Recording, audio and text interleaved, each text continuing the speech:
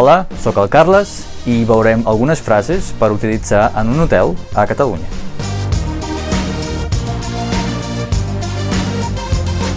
Hola, tinc una reserva.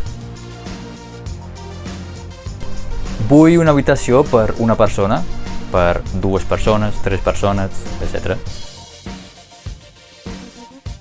Quin és el preu per nit?